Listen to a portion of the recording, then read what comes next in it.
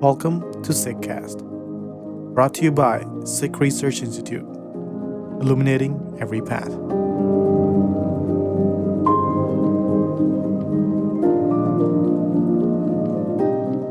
In this episode of the Sikhcast, we share a recording from a live discussion held on January 21st, 2026, in Bengaluru, India, featuring Harinder Singh in conversation with journalist-author Amandeep Singh Sandhu. The dialogue titled Echoes of Sovereignty and Wisdom explore Guru Gobind Singh Sahib's life, vision, and living wisdom, touching on oneness, leadership, justice, and the Guru's enduring relevance in today's fractured world.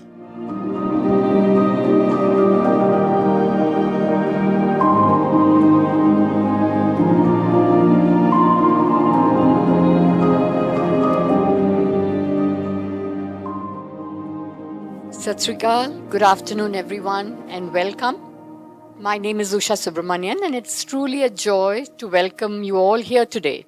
I'm especially glad that this conversation is taking place here in Bangalore, a city known for its thoughtfulness, curiosity and quiet depth.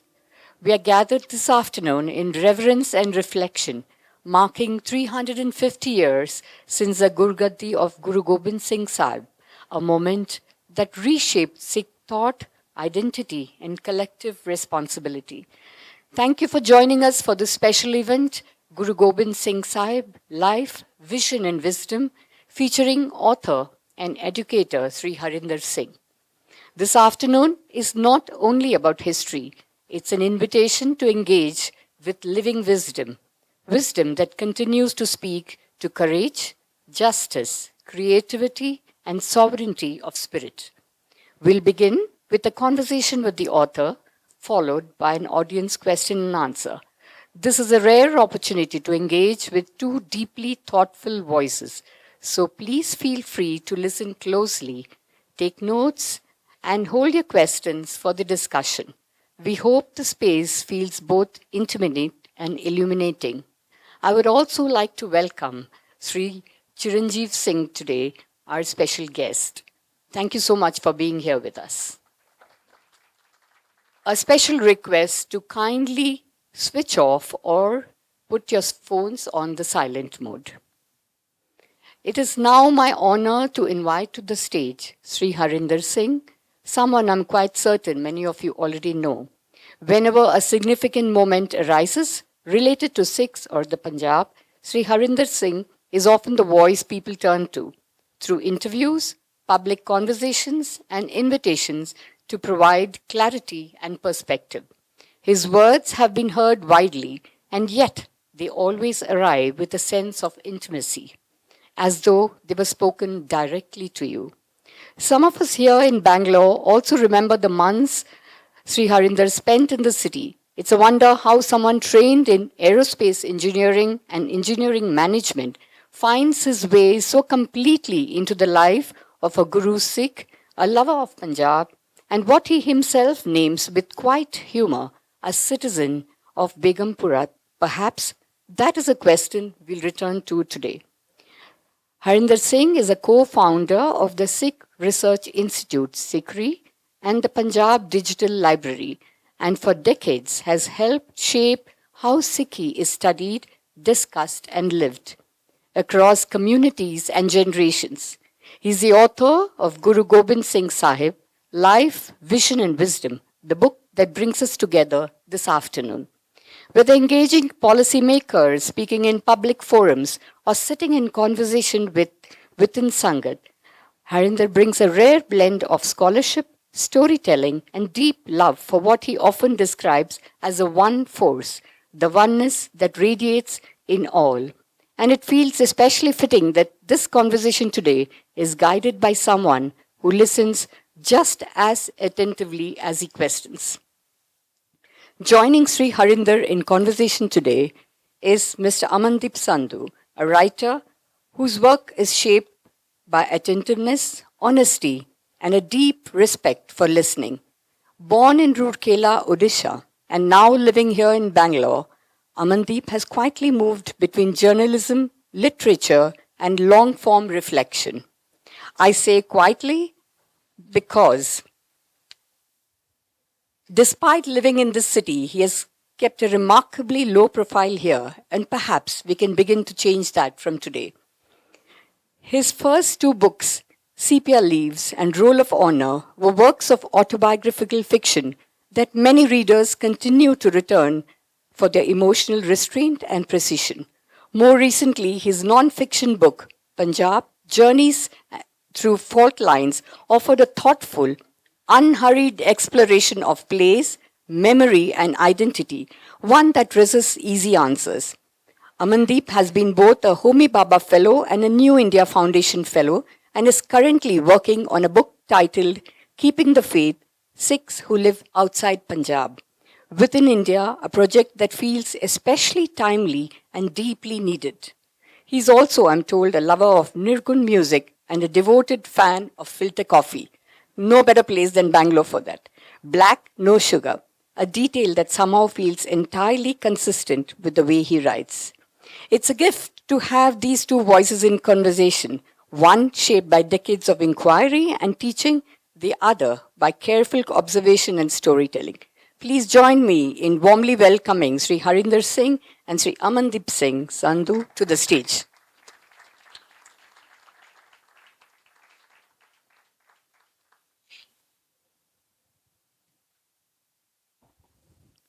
Hello, everybody.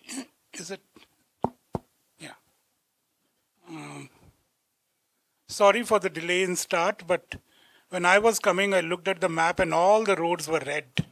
And I'm like, oh God, Bangalore traffic, And I have known Harinder for about 10 years now. I have listened to him on YouTube mostly. But we met a few years back here in Bangalore. And ever since then, we try to collaborate on some things, And when I said, when they were planning this event, I said, why not call Chiranjeev sir for the questioning, And he said, no, you are the one. I am apprehensive, I am nervous, because while I write about the community, I write on the political economy of Punjab and the community. I try to stay away from questions on theology. And this is the first time I think I'm even coming close to a guru, So please pardon me if I make any mistake. And let's start. But Harinder took a flight after his event in Delhi yesterday. He took a flight at 10 o'clock and reached here at 1 o'clock and reached the hotel at 2:30 or so. Are you rested? They say there is no rest for the devil. Delhi would be all masks and this is low AQI but bad traffic city, right? It's pleasanter than Delhi from weather-wise, yeah.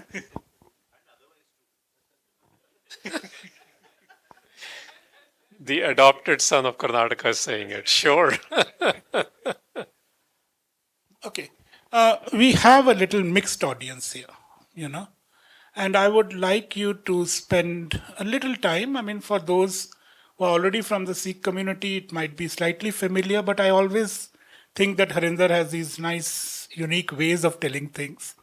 So would you give a little introduction about what is the Sikh religion and the 10 gurus? A little bit brief one. Because we need to put Guru Gobind Singh Sahib in perspective here. Okay. Well, firstly, if you're going to use English word like religion, I may even contest if it's a religion in that sense. But that said, if you look at in a popular sense, we say it's the fifth largest world religion and 30 million adherents. And from that perspective, what is Sikhi? That's the word I'm going to use. Because ism has its own politics, manufactured in America, Boston, about 100 years ago, how they wanted to study all the Eastern religions. And that's why the academic approach is not befitting to understand some of the Indic religions. But that said, Sikhi is the word which has been used within the tradition. And Sikhi has two elements, if I may say it like this. One part is the faith and the other part is the people. And from day one, there was, the founder's name is Guru Nanak. He put a very small time village on the world map, now we call Nankana Sahib, Punjab, on the Pakistani side.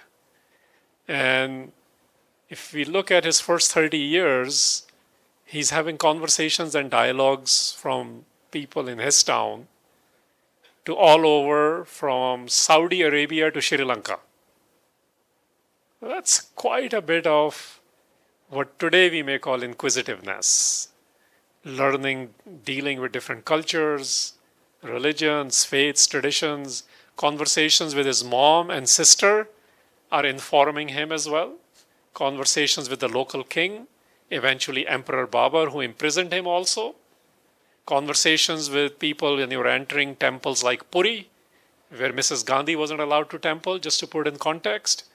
Going to places like Makkah, where the non-Muslims are not allowed to enter. So something is unique there. And he's choosing to do most of the conversation through musical wisdom. So this is why Kirtan is very big in Sikh tradition. Essentially, this is the formation of what we would say Sikhi. How do you, and his number one thing I would say is the opening of the scripture part. Again, the Western word, we just say Bani or Vani, which is what is voiced. What was voiced, when it got articulated in writing, what we call Guru Granth Sahib, the opening is Ik Oankar. And I think this is a declaration which I have not fully understood or grasped. Essentially, it is not saying, as the translation say, there is one God. Then Punjabi vich unhone likh dena si Rabb ek ka. The one is a number, the unification number, the unity number, its affirmation. There's many things in the numeral one. And Oankar is a description of that one. So what I see from Guru Nanak period onward, the founder of the faith, we eventually had 10 founder gurus until Guru Gobind Singh, who we will discuss a little bit today. This is really about transcending dualities. This is about affirming life. This is seeing the unification of, today we will say 8.4 billion people on earth, because we have exactly same DNA, only sequencing is different, which defines our behavior. Then how do you transcend that polarities is what gurus were dealing with. This is what they organized. Organization was big part of Guru Nanak onward. It went from Sangats to Ummat is the word in Guru Granth Sahib, which is our scriptural tradition, which is a very political word. That means the nation. So this is about connecting with the one. The Sikh tradition is about that. And equally organizing to facilitate that oneness, which is not vague, which allows for what we now call different freedoms, from expressions to religions to politics and everything else. So that's the journey of the journey of 10 gurus for about 238 years. If you look at the next 238 years, you see the formation of community, changing of the destiny of South Asia through Punjab and other places. And now in the last 150 years, you're seeing some elements of this in the global diaspora. Is that a good brief? Yeah, I think it was Okay. quite good. But there is one thing that comes up in the book which I picked on because I think it's a favorite topic for you also, is that you say that Guru Gobind Singh Sahib was neither an Aryan nor a Semitic prophet. So how would you explain it here? Yeah. So there is one of the essays where I was asked to contextualize. Essentially, I did some translation of Guru Gobind Singh's writings. And in that essay, I have used that line. I made 5 points about Guru Gobind Singh because depending on who is spinning, they like to either make him more Islamic or make him more Hindu. And because if you look at it in the global study of religions, you have Semitic tradition, Sammi Dharam kehande ne ji nu, the three being Christianity, Islam, and the earlier Judaism. When you look at the dharmic religions as they're being presented now, or larger Indic religions, you obviously have many things within the Hindu fold, because it's become more political word now. Earlier you had Shaivite tradition, Vaishnavite tradition, Shakti Pujaris, and many other, Acharya system. ਤੁਸੀਂ Charanjeev uncle ਨੂੰ ਸ਼ੁਰੂ 'ਚ ਕਹਿਤਾ ਇਹਨਾਂ ਨੂੰ ਤਾਂ ਮੈਂ ਬਹਿ ਕੇ ਗੱਲ ਕਰ ਹੀ ਨਹੀਂ ਸਕਦਾ, ਇਹਨਾਂ ਤੋਂ ਮੈਂ ਸਿੱਖਦਾ. So ਅੰਕਲ ਨਾਲ ਮੇਰੀ ਇੱਕ ਡਿਸਕਸ਼ਨ ਇਹ ਹੋਈ ਸੀ, I'm saying it in Punjabi, that when Guru is invoking how to have a conversation with the Sikh schools of Hindu philosophy, ਉਹ ਆਚਾਰਿਆ ਸਿਸਟਮ ਹੈਗਾ. So to say Guru is only from the acharya angle or not from the Semitic angle, because Guru is also dealing with the whole idea of Pegambars. The Hindustani parampara is avatars. So this is why I said Guru is of everyone. I just came from Patna. And that's where, when I was asked कि book देनी है किसी को, मैं कहा नहीं, मैं अपनी एक offering, I've already offered my book to Patna where Guru Gobind Singh was born. Everything else is whatever anyone else wants. The reason I'm invoking that is in Patna, you know, this may be a different way to look at it. Guru Gobind Singh's context is Ganges Valley civilization. And this is your topic now. Guru Nanak's context in origination was Indus Valley civilization. Guru Nanak is next to literally his village, within a couple of 100 kilometers. The largest Renaissance or education center of the time was Takshla, previous to him. And it was in the confrontation of, as they say, of Islam and Hinduism.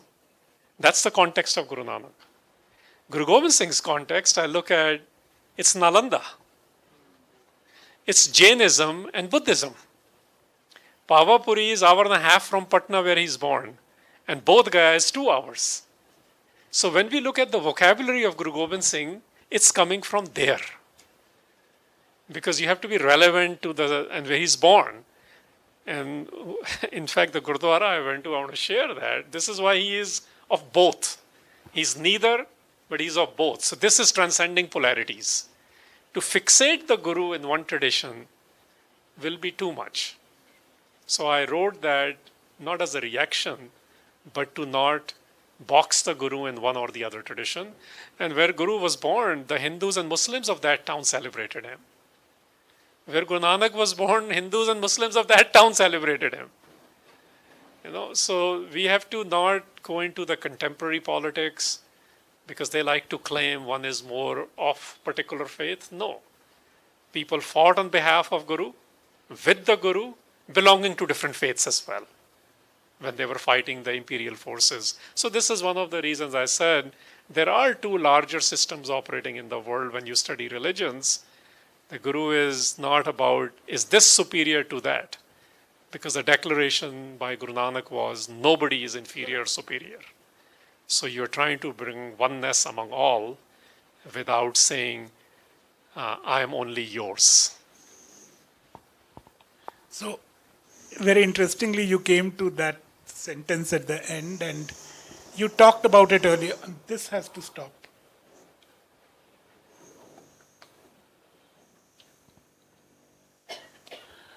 I would want you to dwell a little more on one and oneness, because it is very central to the book we are talking about. You know? So if somebody is going to read the book, if somebody is want to understand it, they should have heard what you meant by oneness, and which is like your Twitter handle as well. So, which I haven't been using since you know who owns it. But I actually am most interested in the numeral one because Guru Nanak chose to use it. And it's a continuity of that in Sikh traditions, literally in a textual tradition as well. Ikko Onkar. Now, the numeral one is pretty clear. There is no debate. And the reason I'm focused on that is, in Punjabi, if you say ik and you spell it, it can mean some, few, many, or one. It comes like that within Guru Granth Sahib as well, which is a collection of the Bani and the Shabads. When the numeral is used, it only means one. So to spell it even in English, O-N-E, I hesitate, because in contemporary parlance, there is a spiritual vagueness and oneness. Everyone is talking about it again. And I choose to write the numeral 1 in English as well because there is no vagueness then. This thing is, whether you accept it or not, it exists. It's natural. So there is oneness. 100% of our DNA is exactly same. So when I am exploring this in the Bani of Guru Gobind Singh and how to present the Gurus as well, that's a numeral which shows up everywhere. Because when Guru Gobind Singh writes, or his court poets write, they discuss that a lot. That it actually is echo. Echo word comes a lot. Numeral 1 is used as an art form as well, more than the declaration. So this is why the 1 is important. The numeral 1 is not vague. Numeral 1 is derived from the very declaration of Guru Nanak, and Guru Gobind Singh is the continuity of that. And this is the second point I want to make. Many people don't see the Gurus as the same, the 10 Gurus. It is central to Sikh theology, Shabads, in Guru Granth Sahib, in secondary texts which I have quoted too. Every single source on Sikhi says they were exactly same. Yet, we have created, some people say, I can't handle Guru Gobind Singh. I end up telling them, you won't be able to handle Guru Nanak if you actually read what he wrote. Because they're same. Right? We have stereotypes. We have made particular images of the Gurus. And Sikhs have done the same thing. We have favorite Gurus we have created. So the oneness of the Gurus is very important. And I want to just cite that. That becomes then the paradigm of the Sikhi. And that paradigm then basically asks us to not entertain what I end up calling zero bias on gender and race. Now you add to it everything from LGBTQIA plus to any isms or ologies which are creating divisions. Those are our problems on how we deal with it. The declaration from day one is there is only one. And that oneness, I actually end up writing when I write the number 1 and then write NESS. I don't even like to spell it, as I said, because it creates very spiritual. You can be sipping your latte and you'll be saying, I'm being very spiritual. This is the world we live in. I remember Vogue magazine's cover about 7 years ago. There was a woman doing half yoga mode and a Starbucks latte in her hand, and she's saying, I'm being spiritual. Sure, I don't have an issue with it, but this is how vagueness also spreads in popular culture. So when something is so clear, why would I mince words on it and adopt it in a language which is accessible? And English happens to be the commercially most accessible language, so that's what we did. I borrowed the numeral 1. I'm tempted to share a little joke here because, we are just getting into the next stage, which will be more serious. Doing my research for my book, I was in Indore and I met a communist Sindhi person, Now the Sindhis love Guru Nanak, And because he's communist, he said to me, Nanak is ours. We love Nanak, we breathe Nanak, we love Nanak. It is you Sikhs who put 9 other Nanaks after him and took the Nanak from us, That is a good way of saying it, And, to add to it, I remember at PU, one math professor about 15 years ago, he actually said something similar. He's like, I understand 8 of them, but I don't know what the other 2 were doing. But what I want to say is, where these questions are coming from? They're coming from not knowing.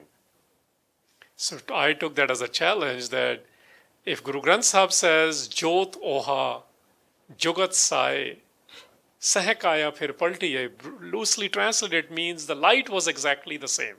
Light is symbolism of enlightenment, knowledge, wisdom. Jugat was exactly the same. Jugat is the method, how you implement that wisdom. Kaya is the body. The only thing that he palti, the thing which changed was only the body. So I think it is, the stereotyping is partly the challenge we have. I would largely say our work is cut out, and one of the things we're trying to do, even from the secondary texts we are quoting, in this book especially, is to quote those poets who are the court poets of Guru Gobind Singh. Yes, I'm interested in, I read all the Persian sources and all the Indic sources as well. That's the context we live in. But people who say those things, people who write about Sikhs, they're not citing Sikh sources. So that is a major, major mishap which has caused some of these jokes as well as very serious issues dividing the gurus themselves. My own journey of Sikhi has been very fragmented. And that is why I'm coming to this question, that the question is simple, what inspired you to write the book? But the timing is very interesting. We are seeing worldwide an unmooring of ideology, a degeneration of values. We don't know whom to trust anymore. We are unable to trust ourselves, our own hearing, our own reading. Social media is full of we don't know what, AI has come in, My journey since doing my Punjab book has been moving towards Sikhi. But you are a much advanced learner than me. I want to ask you that from being a learner to now wanting to educate the world, what was it that inspired you to do this book at this stage? Honestly, the book wasn't the plan. When there was a 350th birth anniversary, we like to say Prakash Parab, and I want to differentiate a little bit, that's why. Birth is an English word. Prakash means illumination. Sikh tradition has always been about not the birth, but the illumination, the wisdom they brought. So when that came about 8 years ago, I was like, we don't know anything about Guru Gobind Singh. What's his thought? We have 3-4 things. In fact, I remember as a child, I was maybe 10 years old in Jhansi, UP. I remember popular culture de which, who was that magician? Sarkar. PC Sarkar. He was doing his Kripan things, and you know how they do these things, putting into different magical things. But he pulls out his Kripan, he goes, "Ye wo Kripan hai Guru Gobind Singh ki, jisne Hindustan ko bacha liya." And I'm sitting there as a 10-year-old. I'm like, "Acha?" Like, you're fascinated. He was my hero. I had many heroes. I was a guy who also watched Superman. So you're figuring out, ek real, ek manufactured. But manufactured bhi Nietzsche to hoya. That's the guy who wrote about Superman, right? How do you surpass the animal in you? How do you surpass the man in you? So I'm remembering those things, and I'm coming fast forward here in my own journey. I didn't study Guru Gobind Singh. I just always saw him on a horse, and he was presented as what the political world of India in last 100 years calls him, Khadagtari, which means the armed man. Look, the reason I wrote is when his birth anniversary came, I said, we don't know what he believed in. We don't know his thought. So I basically went after, what is it that I can share about him that I have learned over the years in primary or secondary texts? And I picked 10 Shabads. It's not about the volume. I thought, if you want to know about sannyas, what does Guru Gobind Singh have to say on it? If you want to know about yoga, these are again popular things back in India. They're on conversations. Globally, they're being discussed. What does Guru Gobind Singh have to say on that? If you want to know about death, you want to know about the idea of Prabhu, Parmeshwar, Creator, religion, God, all these questions are being discussed. So I end up picking those 10 Shabads. And the reason I picked that, and this is why in Sikh collective memory, those collections are called Shabad Hazare popularly. But there's a misnomer there. The actual word is Sabad, which now is Shabad. But Hazare was never the word. It's actually Hajare. Hajare came from Hijr. Hijr is separation. So what you started with, we are living in separation again. We've always been in separations. It's a journey to connect. Whether the separation within the self, separation within families, communities. online ecosystems, whatever. There's separations going on. So if I'm not connected, I wanted to present Guru Gobind Singh what he talks about how to connect in continuation of the Sikh thought. And there it was really about those 10 shabads, which we worked on 5+ years ago. And then eventually the team wanted to create a book out of it, so that's how the book came. And then I wanted to discuss art in it. So the reason was the thought of Guru Gobind Singh. Guru Gobind Singh did not just fight 22 battles. Guru Gobind Singh is the one, if I may say this, it may be a tall order, and please correct me. If there had ever been a consolidation in South Asia, what we call true nation building, that's what he created. The 5 who were given the charge as a leadership, only one was a Punjabi man. That's the training he developed. So India has been a product of conquest, if you study history. That's how they consolidated. This was the consolidation happening with a creative excitement starting from Patna, Bihar, going to Anandpur, all the way to Nanded, and in between, covering the whole of South Asia. Only one man was Punjabi when the leadership was transferred. So to me, this is what Guru Gobind Singh did. He creatively excited people in South Asia. They created a project in Punjab. But the project was not just about Punjab. It actually was people's languages, people's issues, ideas of freedom. How do you take his languages, Braj?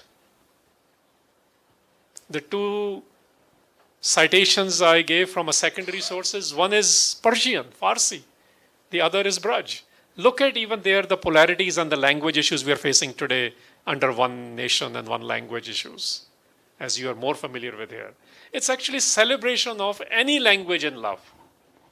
Because Guru Nanak had written the only language which matters is love. Pakya pao apar. So Guru is actually bringing various cultures together. The confluences of ideas, whether it's a Vedic thought or an Aryan thought or a Vaishnavite tradition, the Shaivite tradition, the Sufi school of Punjab was born out of this too. The ideas were otherwise what we call Sufi Islamists, they became allies of the Gurus as well, which means there was some serious consolidation and nation building going on. If anything, this area should be called United States of South Asia, maybe. Maybe then we will start to think differently. And Guru Gobind Singh, in my opinion, did that. And he showed it to the world. It wasn't an idea. It wasn't a utopia. And that's my last point on this. Sir Thomas More wrote utopia. He's the guy to use that word first, which is a vision you are developing. In my introduction, you said Begumpura. Begumpura was a vision, but it was not established. Guru Gobind Singh, in the project of the 10 Gurus, established that vision. And he showed it, exemplified it. He demonstrated we don't just believe in it, we treat people equally in this manner. So this is a huge thing, and I think this whole narrative is missing in the politicization of the Gurus. I see you signed the foreword exactly a year back, 5th January 2025. And the book arrived yesterday. What took it 1 year?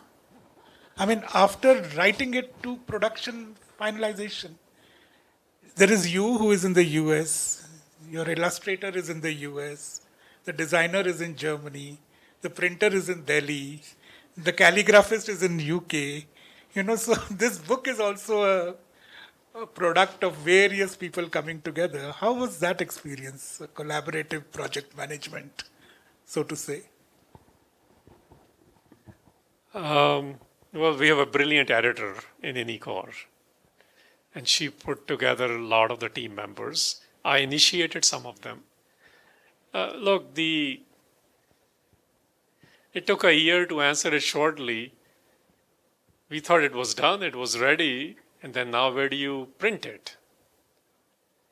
Very interestingly, the person, the publisher, we have an interesting relationship with them. They are Milap from Delhi.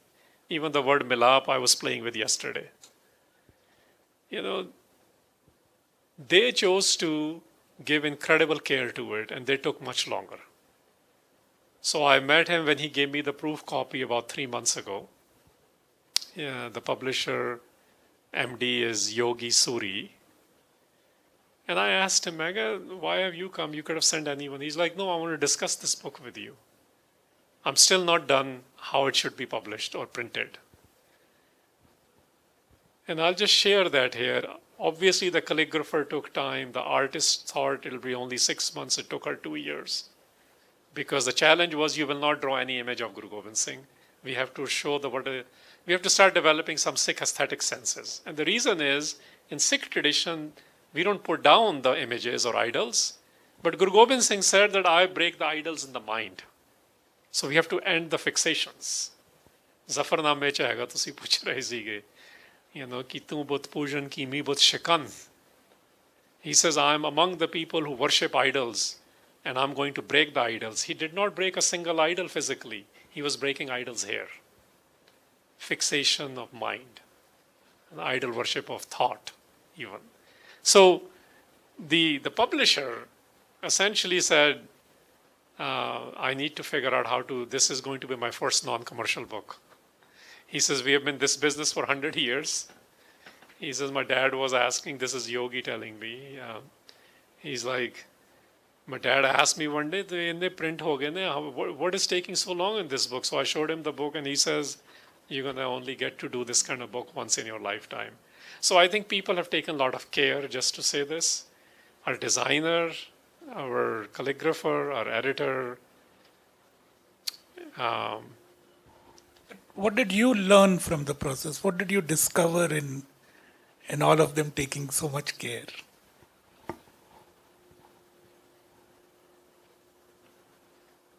At some point when it started as a project for them, for me also, but it became much more than that. So we then said, forget the deadline. And sometimes it works out the way it needs to work out. Well, it always does, but we don't know it. And the way the book came out, eventually it happened when it's the Gurgaddi year of Guru Gobind Singh. Everyone's talking about the martyrdom day of Guru Tegh Bahadur. Well, what we don't realize in Sikh tradition, we don't say that's a bad day. The shahadat or martyrdom is to construct the next thing. So right away Guru Gobind Singh started. What he did for the next 24 years was rebuilding how to do all this. What kind of poetry to write, what kind of justice war to start, what kind of cities to build. So what we learned in the process is that all of the team, we have an atheist who worked on this too, self-proclaimed atheist. She's like, this is the first time something is speaking to me. Her name is Amanda Hack. So it's very interesting what it did. I wanted the Guru's words to do the number. I would say it started to do a number on anyone who's been part of the project. What I learned is I must only present the Guru. Everything else people will figure it out. I need to minimize my own vocabulary. I need to not do any spinning. Even if it sounds harsh, let it be. Life is not all hunky-dory, as they say in Texas, right? So what I learned is continue just telling what it is. People eventually are reflective and they're getting it, including in our team. Coming to the content of the book, what is it that for you in your selection process, why did you bring these 10 shabds together? Are they bound in any way, tied in any way with each other? Or are they, like Mitra Pyare No was like lovely when I discovered it, but what is it that brought them together for you? Well, these shabds, this collection, 9 out of 10 are in Rag. And one of them is Khyal. So anytime there is a music involved, there is much more involved. So when I went, my reason was partly that. Part of my reason in selection process was within the 1%er Sikh world, there's a controversy on which text is Guru Gobind Singh's and which one is not. And I also want to deal with that in a more creative way. So I said, what is objectionable in any of these 10? Nothing. So you start with that then. Even the ones who otherwise are contesting it, they can't find anything objectionable in this. So that was another reason. My third is the Shabad you invoked. You know, if you want to create relatability, even Bollywood has sang this Shabad multiple times. So I'm like, if there is one memory in South Asia of Guru Gobind Singh, it's this Shabad. So through that memory, let me expand it a little bit. And the context of that Shabad is also not known. So it gave me an opportunity to discuss that context. So these were the three reasons that there's a color of Rag. Rag is about Ras. Ras, whether you're in Carnatic school or Hindustani school, it's all about sentiments. So what color, what love needs to come out, even in depicting art, that was huge for me that we need to be able to explore that.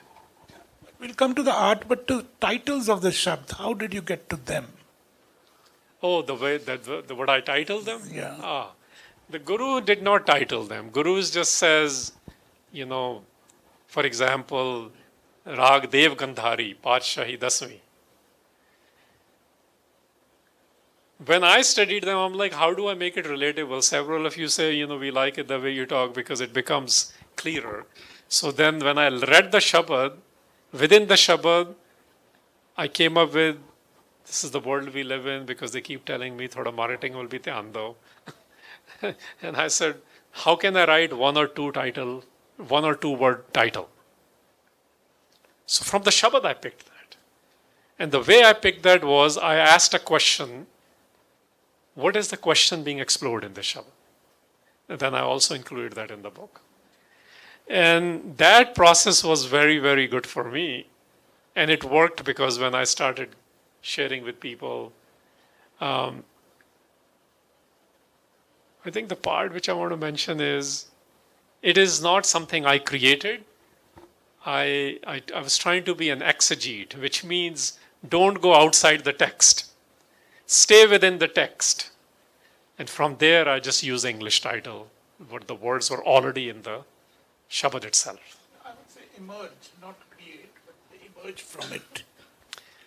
But they're translations from within the Shabad. That's what I'm trying to say. I did not create them. I curated them.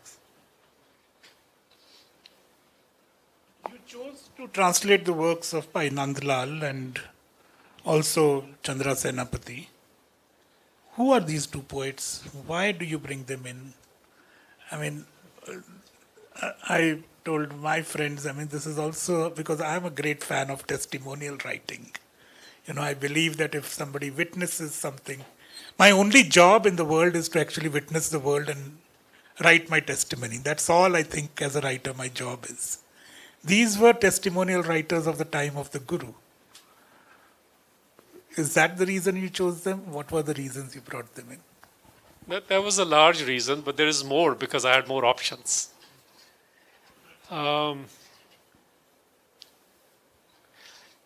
When this was not supposed to be a book project, it was an online project of translation and art. So when 2 years ago they said, write an introduction,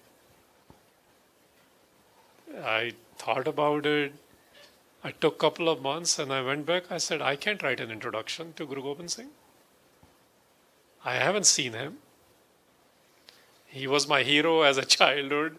Then I've studied him. At some point, I accepted him as my guru. But introduction, though, who can give introduction? The ones who have witnessed him. The ones who were in his company. So I said, who are the court poets of Guru Gobind Singh available?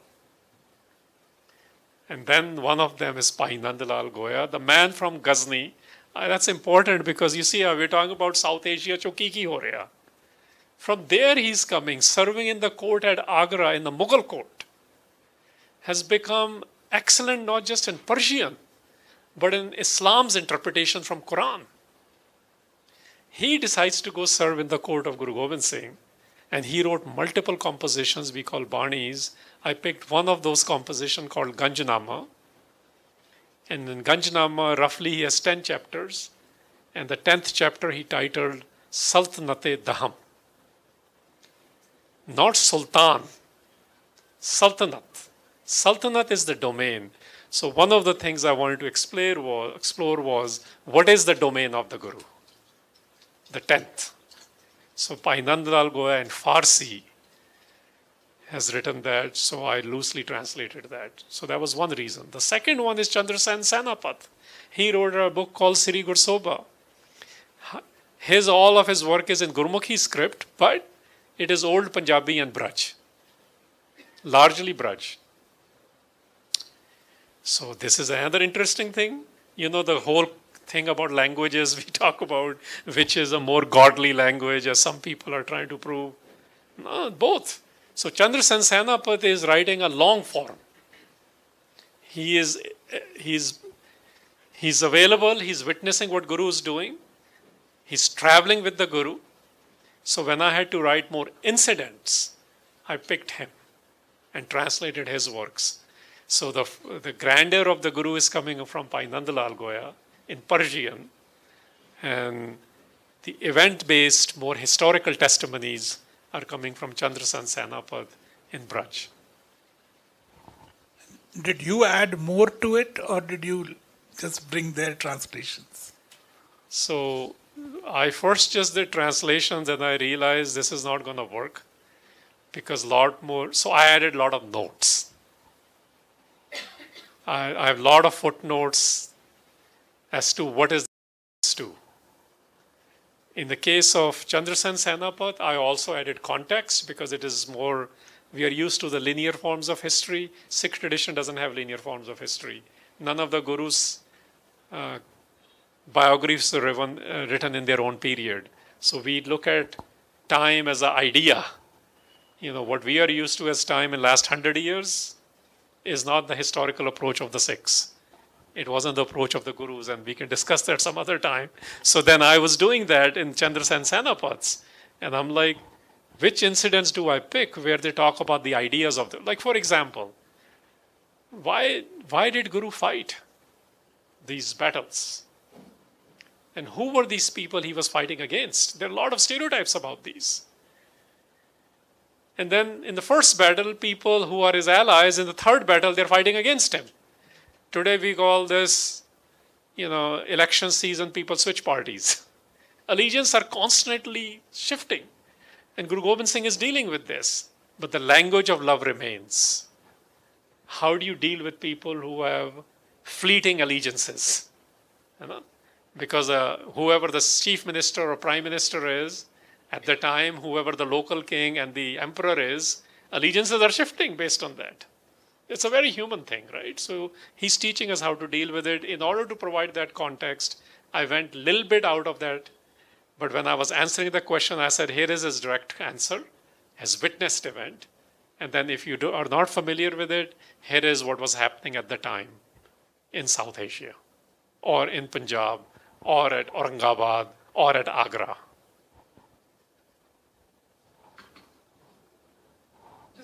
Word on the paintings by Kiran Kaur.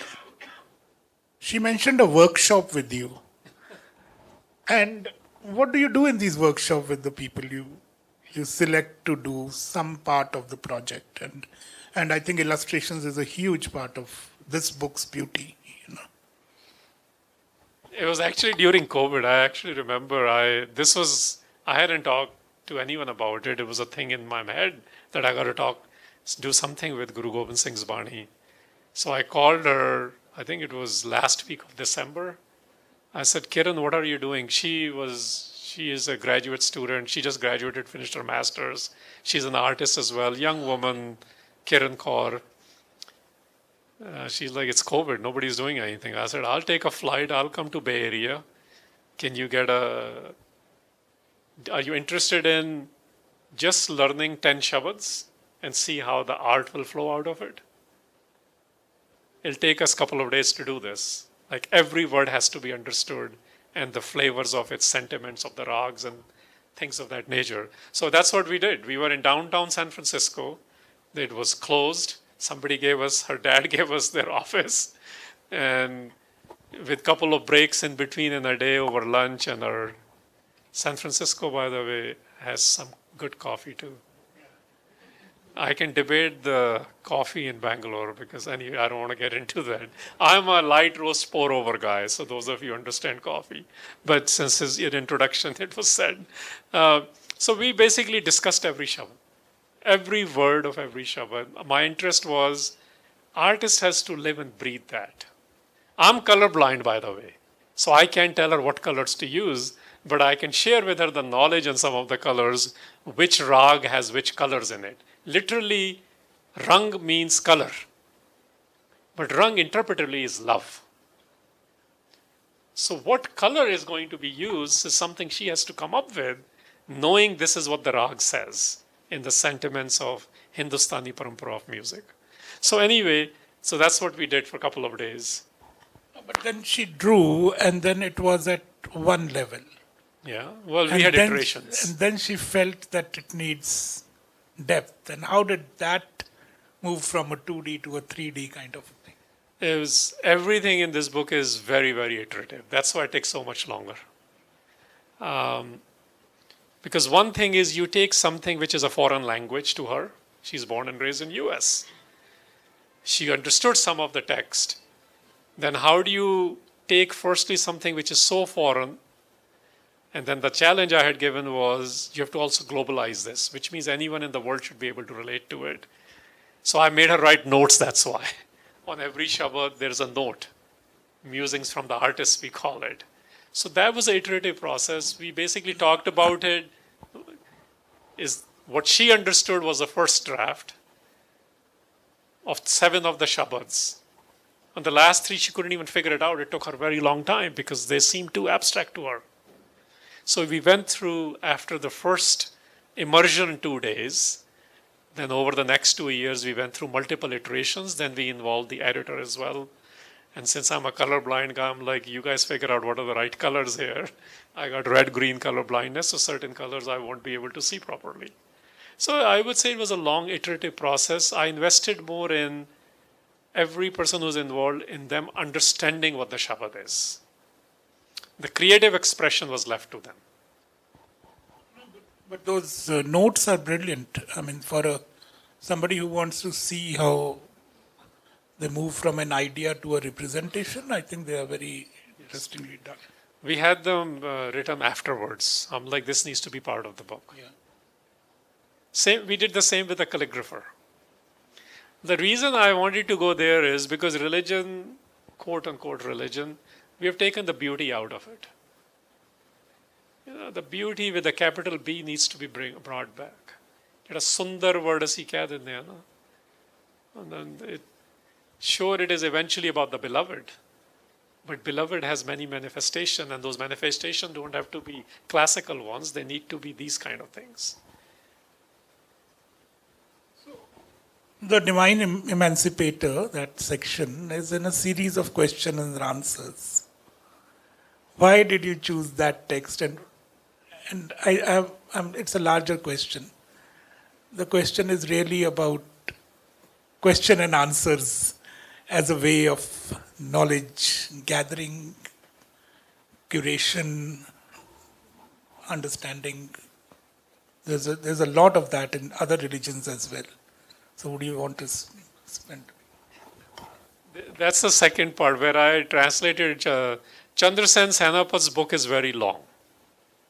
That is a translation project by itself. So I had two things in mind when I was doing that. I'm like, you know how we do this thing? If you had an opportunity to go in US, they say this to elementary school children. If you could ask George Washington 10 questions, what will you ask? So I had that in my mind, that if audience wanted to know or ask questions to Guru Gobind Singh, some I came up with, some I imagined some of people would want to know. That's one. But the larger idea came from Guru Nanak. See, the Sikh tradition was all about dialogue, which I feel in the community is almost dead. You know, ghost jinu kehte hain.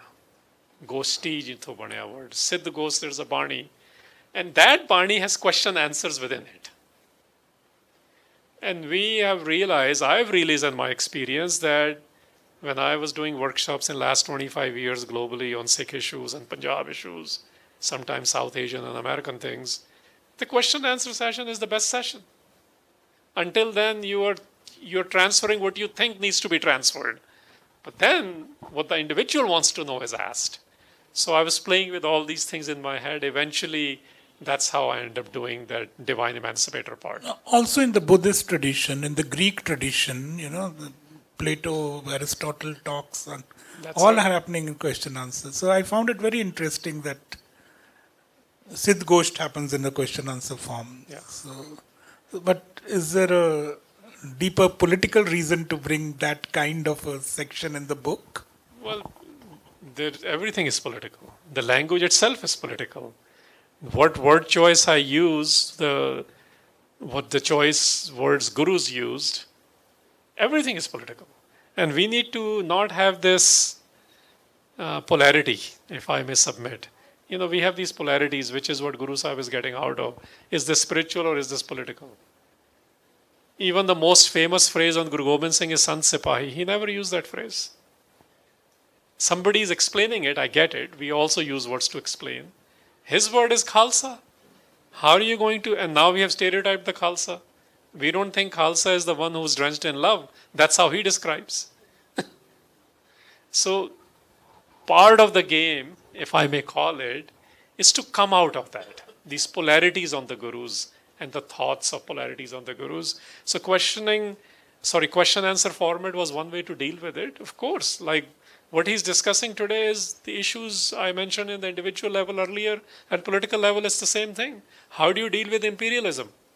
How do you deal with imperialist powers, like we are in a rise of authoritarian culture again, everywhere in the globe? Alliance building is very important. In Guru Gobind Singh's case, when Aurangzeb dies, there are two brothers, one is not interested. So you got to pick a side. This is always the case when there is governance has to happen. That's why you vote and say, I don't want to do this. Well, that's your choice. But I'm bringing Guru Gobind Singh into this. He has two choices. Two princes are fighting for his attention. He actually supports one of them. I cite that explicitly, he even sends part of the troops to go fight to protect, and eventually he becomes the emperor, Bahadur Shah. I also cite, it's the same prince as an emperor who meets the Guru in Agra. And the protocols are not applied to Guru Gobind Singh. He appears in front of him wearing his weapons. Because even in front of an emperor, princes are not allowed to wear weapons. So there is that context going on because the Sikh issues of identity globally are going on. Then I also mention it's the same emperor when there is an assassination attempt. And eventually it was also sent by the same emperor. So this is what happens in relationships. They go up and down. They're volatile. We are animals at the end of the day in some sense, right? And we say we are political animals. So I'm trying to also show that Guru does not have permanent enemies or permanent friends as we think. Guru is not, na ko beri na hai vegana. There is no other. This is the one again coming back. And there is no enemy. We are fighting the enemy which is of ideas or behaviors. So this is another thing which I want to bring out. The Sikh idea of revenge, that's why it doesn't exist. The idea of justice very much exists, which is very, very different. Revenge is largely personal. Justice is not about just us, as I like to say. Justice is much larger. And it requires, so that oneness is practiced by the Guru, whereas state can do anything. That's state's choice. That's the imperial state at the time. In fact, that imperial state makes sure that there's a confusion on who the heir apparent is, so they install another person named Ajit Singh, and the state wanted to acknowledge him as the heir apparent of Guru Gobind Singh after that. My point is, state does what state does. The Guru and the followers of Guru do what they need to do based on the paradigms they are serving, which is very different than a regular human behavior. Since we are so close to question and answer and what we have talked, we should open the evening. We talked for about 55 minutes. But one last question. I would rather announce that, people should stay back for high tea, buy copies of the book and get them signed by the author. But the author says he won't sign the book. So why won't you sign the book?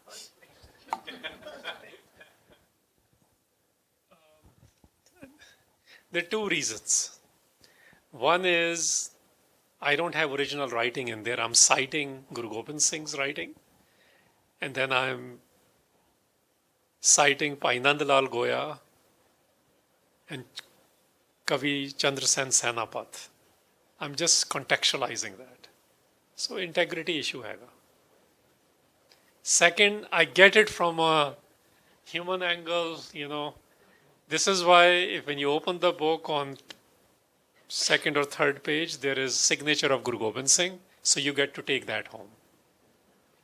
Because most people are not aware of that Guru Gobind Singh also signed. He wrote things, he had hukamnames.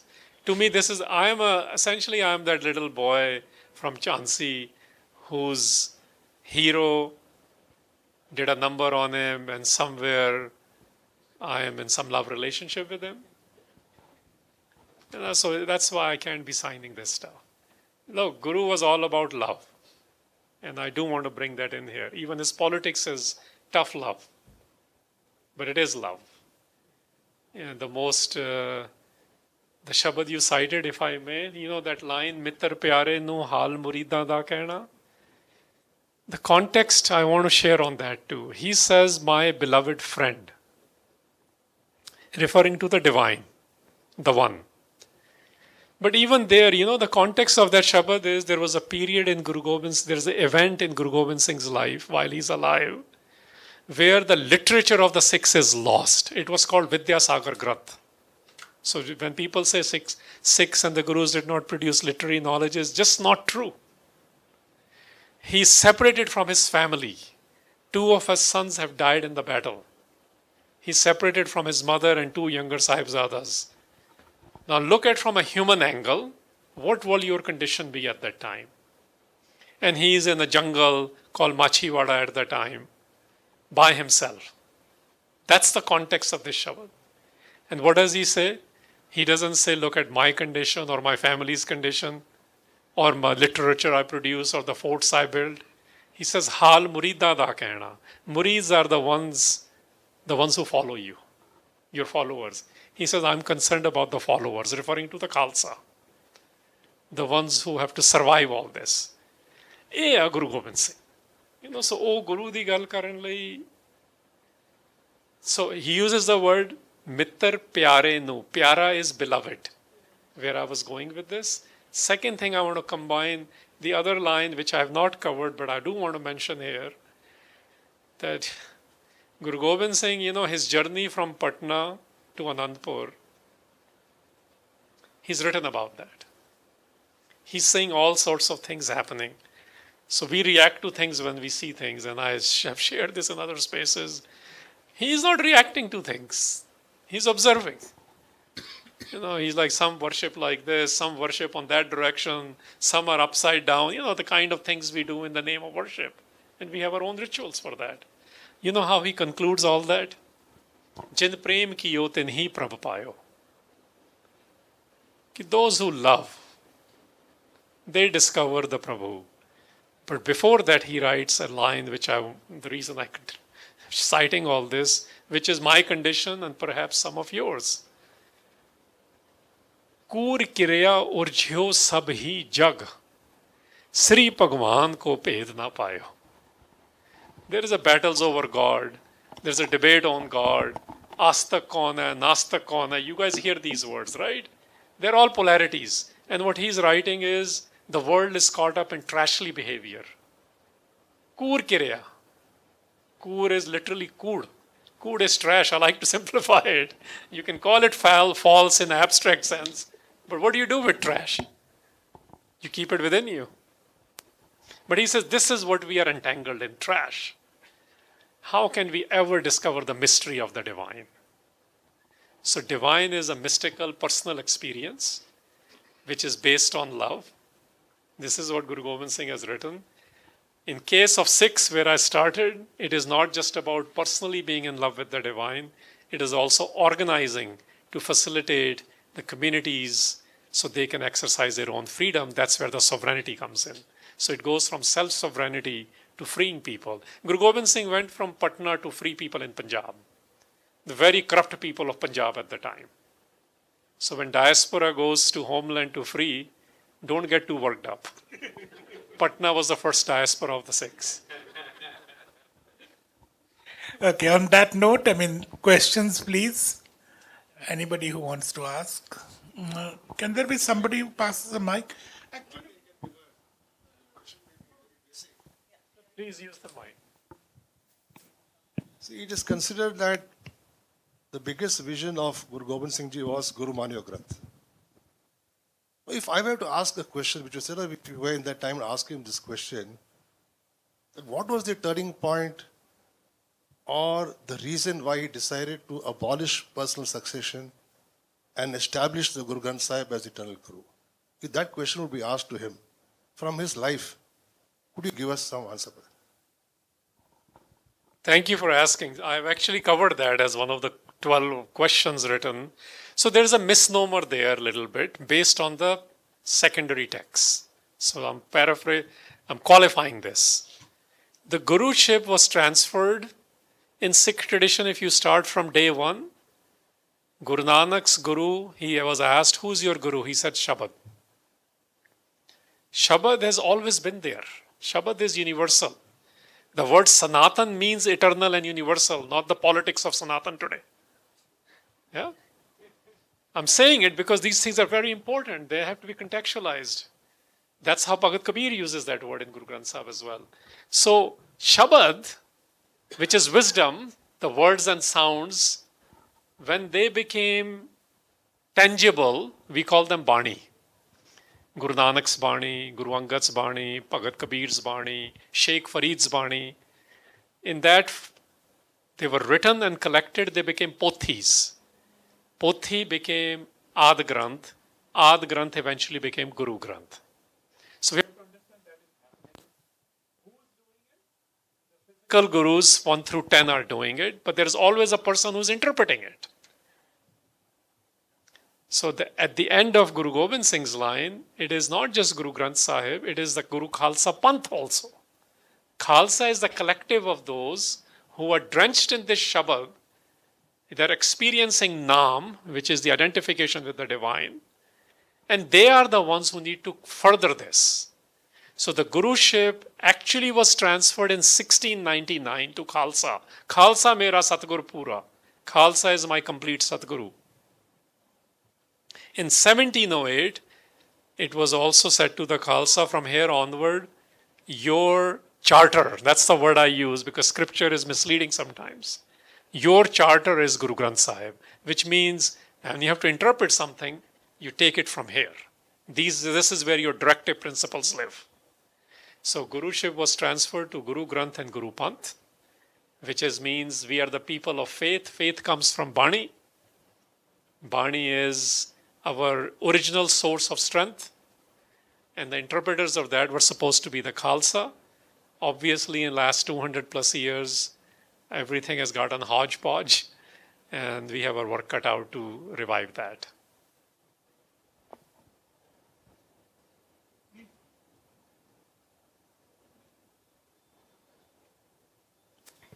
Thank you for that really illuminating discussion. In today's day and age, as you mentioned, we're living in a very increasingly authoritarian time, and Guru Gobind Singh Ji has been, I would say, has been appropriated by certain parties and certain figures as a figure that places him against the other, as as an enemy of sorts. Like there's an enemy and there's Guru Gobind Singh.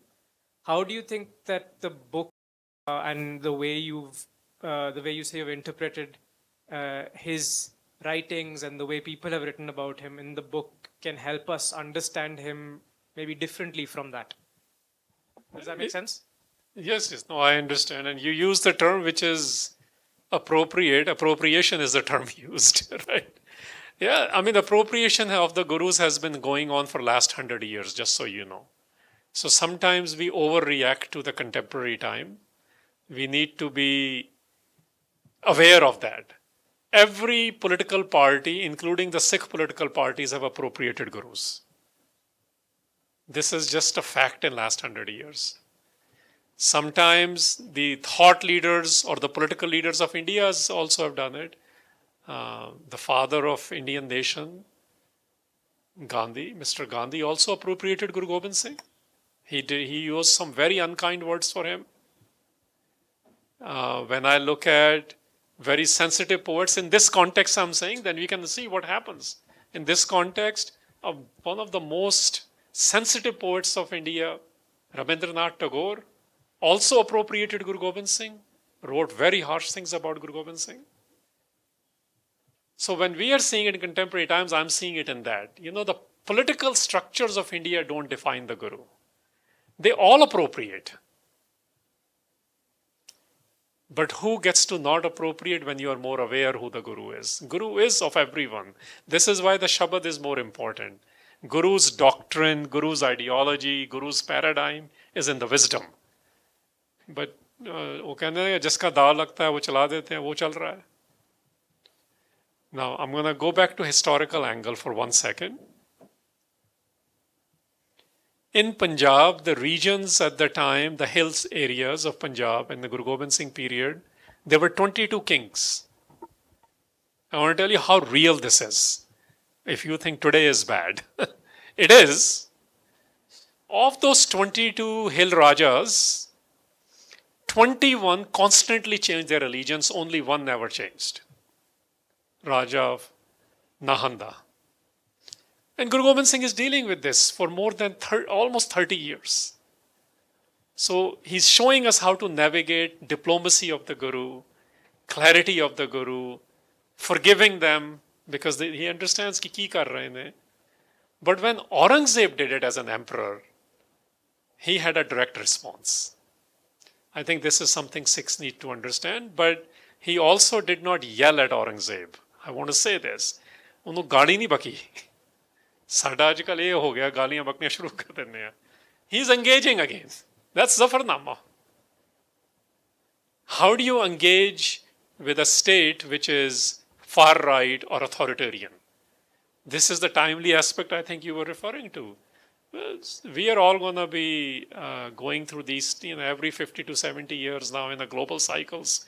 So 100 years later, you're seeing what happened in Europe. You're seeing this everywhere, in America also now.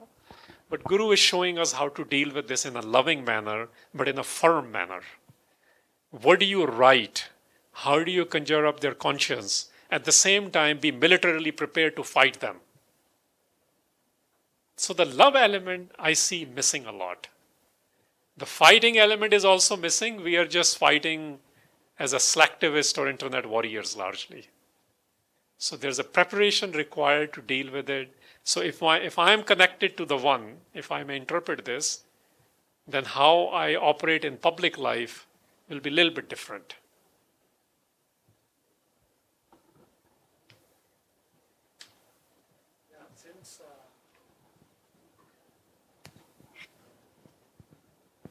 Since humanity or since the birth,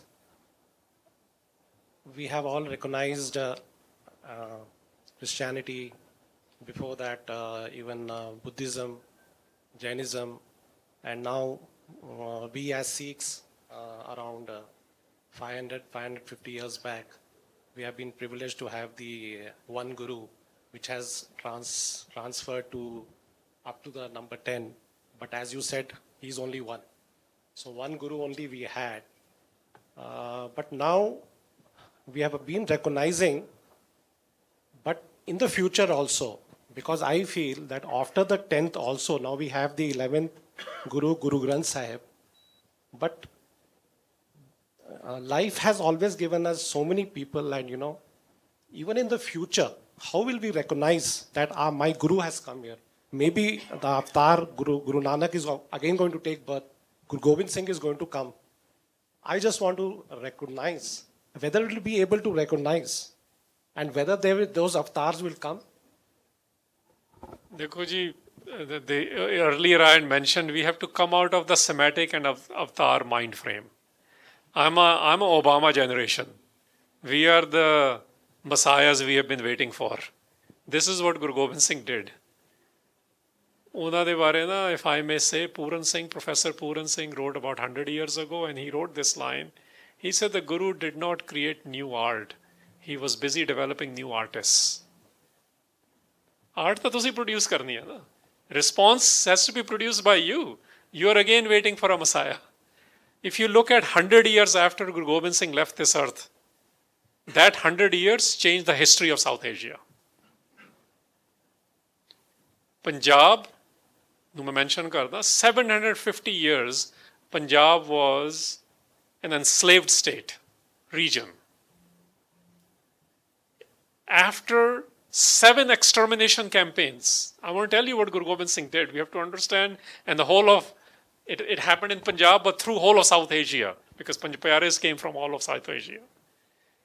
Literally after 7 extermination campaigns, 2 larger Kallukaras, where they killed half of the Sikh population in one day and 2/3 in another time, they declared Lahore to be their city in 1765. Because they were only trained in 2 things, Shabad and Naam, and an external fight, because that was the nature of the war. What I want to say to you is, Guru Gobind Singh's and Guru Nanak's whole journey on this earth for 238 years was to not wait on anyone else. So, and it happened practically. So since then, if we are waiting for somebody to come and do, it's not going to happen. I'm going to move this towards thoda ja book which na main mention kita Bhai Veer Singh da. And let me go towards him. He dreamt of the Guru. I dream of the Guru too. But the dream is a little bit different. Will I recognize the Guru, what the Guru is asking me to do? So the dreaming as a boy who thought of Guru Gobind Singh's portrait only, and now I'm not into portrait at all in my own journey, the dream is, this is the last part of the chapter, in Sri Gur Sobha, which I quote, Guru Gobind Singh went from Patna to set up Anandpur. If I may say, this is the work. Anandpur is the city of joy. And Sri Gur Sobha, Chandrasen Senapat writes the last chapter after Guru Gobind Singh left this earth. And he repeats this line in multiple stanzas. The job of the Khalsa is to re-establish Anandpur. Anandgarh and Anandpur are used interchangeably. Anandgarh is a fort at Anandpur. Our job is to create Anandpurs everywhere. That's the Begumpura's practical aspect. So not a utopia that there is a city without sorrow, but city where the bliss is experienced, which means citizens are treated equally. Whether somebody believes in God or not is a non-issue. Whether you believe, so dream about the realities you want to change. ਇੱਥੇ ਮੈਂ Obama ਨੂੰ ਕਹਿਤਾ ਸੀਗਾ, ਉਹਨੂੰ ਤੁਸੀਂ technically ਨਾ ਲੈ ਜਾਓ, ਮੈਂ ਆਪਣੀ ਗੱਲ ਕਰ ਰਿਹਾ ਸੀ. But the point was basically, if I may say it in a more generic sense, Sikh community now, because we are invoking Sikh community, I'm going to use Indian community at large here as well. You're the largest population in the world. What are the Indian dreams? You know, when your dreams don't exist and you're constantly invoking memory, you're done. I say this about Sikhs. We are constantly invoking memory. We need to start invoking, what is the next Anandpur? What does the next South Asia look like? What does it mean if Germany can break borders and Vietnam figured it out? Why can't we figure it out for Punjab and Bengal? You got to dream bigger things. You have the aptitudes. Guru Gobind Singh consolidated people with aptitude, gave them vision and gave them how to think about oneness. I'm going to come back to oneness, that's why. So this oneness is the issue we are having again. We like to, because ਸਾਡੀ ਸਾਰੀ training ਨਾ ਹੁਣ analysis ਦੀ ਹੋ ਗਈ ਆ. What does analysis do? Break down everything at the smallest level. I'm an engineer too, I prefer to do those. But this stuff, the Shabad is about synthesis. How do you bring things together? That's what creates oneness. It is a crime, in my opinion, this is my opinion, to analyze wisdom. You have to synthesize it. You don't apply Descartesian logics when you're studying wisdom. You leave that for other stuff. So ithe synthesis the problem chal rahi hai. This is where the relevance of Guru Gobind Singh's Shabad is incredibly huge opportunity for us to understand. And if the person from Gujarat can understand it at the time of Guru Gobind Singh, I'm invoking Gujarat on purpose now. A person from Bidar understood it. You know, these are and one Punjabi guy also understood it. Other 4 are non-Punjabis. I keep saying this on purpose. One of them is a barber. Can you imagine that? A barber is listening to the message of Guru Gobind Singh on the Vaisakhi day, and he gets excited, and Sikhs immediately celebrate him, and he's called Bhai Sahib Singh now. So Guru is about creative excitement. Don't talk about what is not happening. Guru is witnessing all that. Religious corruption, political corruption, economic subservience, he's witnessing all that. But he's presenting not a blueprint, but establishment of Anandpur. How do you deal with the crooks and the corrupts and the politicals? But you have to be connected yourself. Take people toward connection. Through that connection, a new poetry is born. That's exactly what he did at Paonta Sahib. New poets were born. A new warriors were born. They're not fighters anymore. Fighter's job is they're trigger happy. Warrior's job is not to use the gun.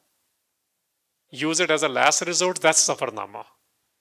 So warriors are drenched in love. So this is what Guru Gobind Singh did. He showed us the new trainings in utter chaos and actually made it a reality within 2 decades. Sir, we are all trained to see ourselves as, the children of one God. But the percentage of us is very small. But the larger portion of them, how do we preach this thing that, we are the children of one God?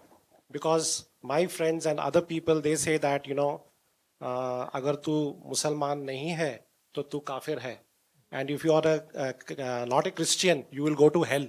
So how do I let them know, how do we preach that, we are all children of one God and we all do not have to fight, and the fights which are going on are so unnecessary? It's a little bit outside of the context. I'll bring it into our conversation today. And I'm going to invoke, first of all, why do you need to preach? Madonna did a song when I was young, Papa Don't Preach. Forget the preachers. Preachers are part of the problems. Let's have fun with this a little bit, but I'll take it in spirit. So firstly, preaching the koi lod, education di loda, gyan. Guru literally means the one who eliminates darkness. Etymologically, that's the meaning. And what is darkness? When we don't know what to do, right? We don't know what to do, so we are in darkness. 1 second. I will, but let me finish. We are in darkness, now we don't know what to do. So in darkness, you don't need spinning. You need gyan. Gyan is all about wisdom and the Shabad. So there is no shortcut to it. That's my answer. And I want to cite one line from Guru Granth Sahib. And don't try to tell everyone that you are children of God. The guy doesn't believe in God. Anu ki fark penda. And I say it because this is part of Hindustani traditions too. मेरी ते uncle जी दी बारे भी गल हुई है कि Sankhya tradition कित्थे रखोगे तुसीं फिर. And I'm going to now cite Guru Granth Sahib's just one line for this purpose, for those of you who are trying to prove or disprove the Astiks and Nastiks. Guru Nanak wrote it very clearly. To him, this is not a polarity. Asat, Nasat, Eko now. He says that one again, you see. The one naam, the one identification, that oneness is what I'm interested in. This asat nasat is a polarity. Now look at where our thought is. So if we want to go towards that, you have to become more wide yourself. Somebody doesn't want to accept certain things, let them be. This is the whole freedom we are fighting for. We don't need to prove or disprove anything. We need to stand witness to it, witness to the one. For your own personal connections. You wanted to add something.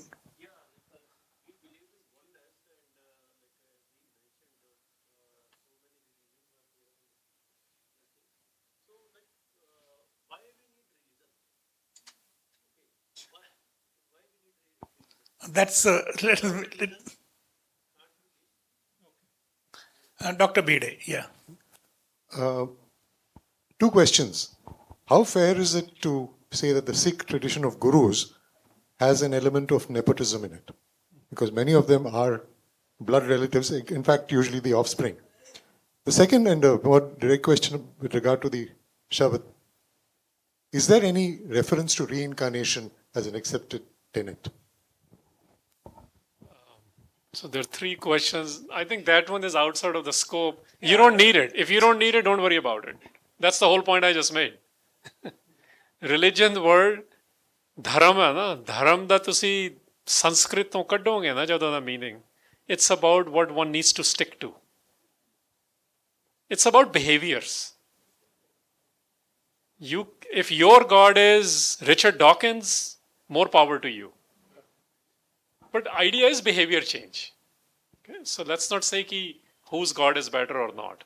And to come to your thing on the second question first, because it's related, in the Shabads, he absolutely references it but disrupts it. Gurus are referencing the vocabulary of Indologies and Semitic traditions. But they are neither affirming or negating, they're disrupting it. So this is something the world was not used to also. They're like, sometimes people ask me, do you believe in this? I said, what does it matter whether I believe it or not? I'm not here to affirm your thing. This is what gurus are doing. They're trying to imagine us to raise our own consciousness and don't look at whether there is incarnation or not. What will it change? That's a philosophical debate. So gurus absolutely, even in this 10 Shabads, 2 Shabads get into reincarnations of avatars also. He's like, look, what were they able to accomplish? So why don't we think about what I need to accomplish? See, this is the disruption. So the first part you said on nepotism, that's a larger thing which is covered in one section. That I think the data is incomplete, so it seems that way. The gurus in their transfer of leadership, if I may call it that, into contemporary parlance, the criteria is not understood. The criteria was never whether it's family or not. And the reason I can say that is because in Guru Granth Sahib it says exactly what the criteria was. And that criteria was Da Gun. There is a composition in Guru Granth Sahib only of 8 stanzas. So if anyone's interested in the historical tradition of the Sikhs, that's a composition to study. It's called Ramkali Ki Var, Satte Balwand Ki. 8 stanzas. Yeah? It talks about first leadership transfer and then the next 4 while the individuals wrote it, because only 4 had happened by then. They do not talk, they said everyone is being checked. Putta, Sikha, Kokh ke.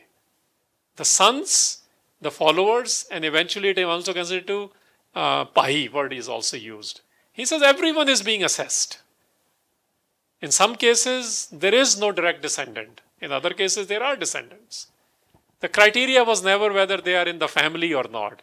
Criteria was, do they have divine qualities? Dagon is the word used. So what I'm submitting to you is some reconsideration with more data that we don't understand. Every leadership transfer has their qualification. In the Sikh world, people have not understood from the Sikh sources what the qualification was. Yeah, and let me just add 1 or 2 things even to Sir here. I mean, like, these stories are lying, in the Sikh verse, so to say. The first 5 gurus were not direct family members at all. But when Jahangir martyred Guru Arjan Sahib, the 5th guru, after that something shifted in the way the gurus were being decided. So the 9th guru is actually the grandfather. So there are shifts happening. And you were looking for how to identify. We have the Baba Bakala story. That's how you identify if you want a leader. So anyway, it is his evening. No, but I don't want it to become this a reactionary thing also. Let me bring it back to Guru Gobind Singh from a family descendancy angle. Partly what you're saying, nepotism.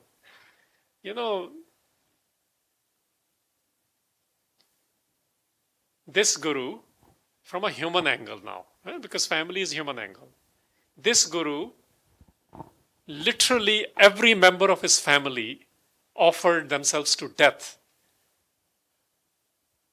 We are not looking at that element. Sarvans Dani. You know what human tendency is? Human condition, rather. Everything we do is for our children. Almost everything. And Guru Gobind Singh is doing his mother, his grandmother, his father, his children, you name it. All the way to fifth Guru. Everything is being done to secure freedoms. But direct opportunity cost in today's parlance of everything family should do first. So, us vele family aayiyan ne.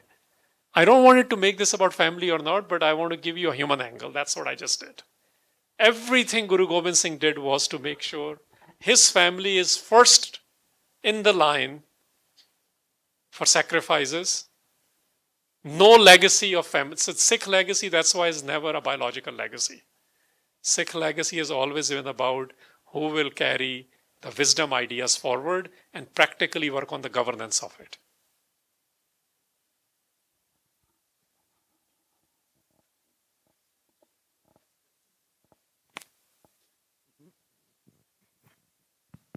It was a wonderful session, but maybe out of context, but with a scholarly work and the contemporary political scenario, where do you see the drift happening from Sikhi to the current challenges which we face as a Sikhism and the Sikhis? Drift is not current, it has always been there, including at the time of Guru Nanak. And this is the fallacy which I want to deal with a lot. Everything was happening within the Guru period. The drift happened when the leadership was transferred. The descendant wanted to be the Guru. So drift happened right there also. In a corporate sense, because to see Bengaluru ch baithe ho, let me use that example now. Look, in corporations, when there is a negative thing happens, does everyone do damage control? Who will work on the product development?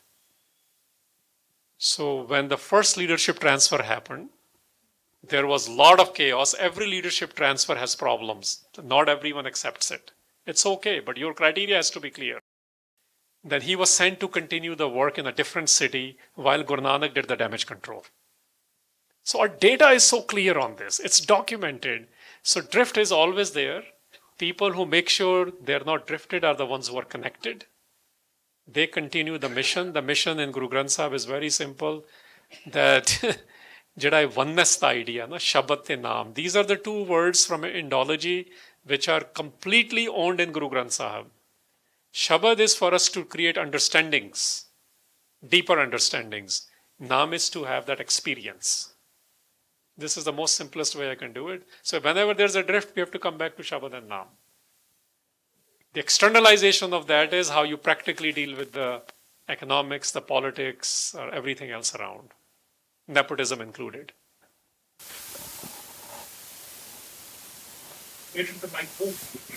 Yeah. Oh. One.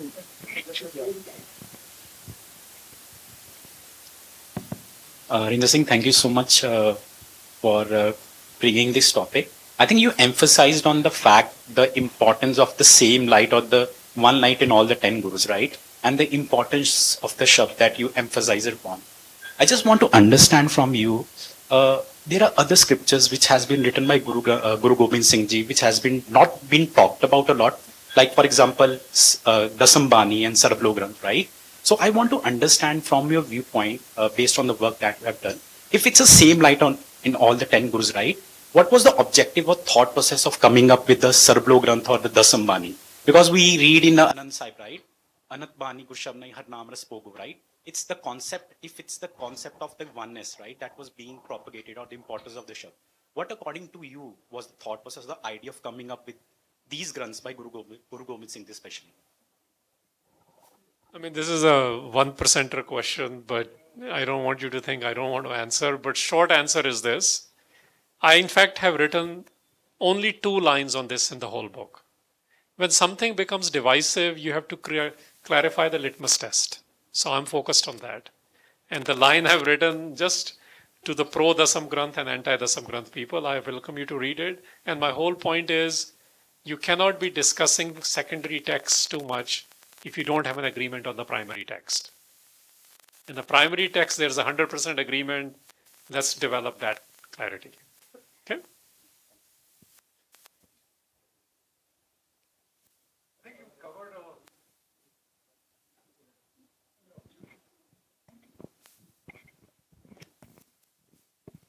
Thank you.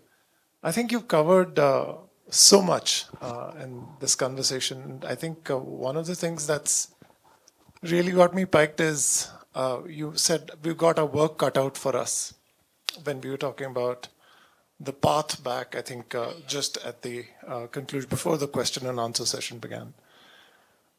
But that also is scary, right? Because if you look at the lives of the gurus, especially Guru Gobind Singh Ji, like you just mentioned, he sacrificed everything. Is that, so what does, in that context, what does the path back look like for us? And does it mean that we have to be ready for like those kind of sacrifices? And what are the steps that we take? How do we go back? How do we coalesce as a community, as a religion, in whatever words, maybe not in the sense of religion per se, but Sikhi itself, and that spirit of the Khalsa. How does that come along? So first of all, it's a path forward, not back. Path forward. नहीं मैं समझ गया, but words are important, you see. I already said, don't go back. Bani ਕਹਿੰਦੀ ਹੈ Guru Granth Sahib, if you're interested, agahu ko trang. You got to go look ahead. None of the gurus or the Khalsas, and this is where I will mention, let's broaden this a little bit. Because we are talking about Guru Gobind Singh. When Guru Gobind Singh is looking at when he's born in Patna, who are his allies? 90% are non-Sikhs. This is the part where I'm, I think, failing to transfer. That the Guru creates excitement. Creative excitement is the phrase I use these days. And that town,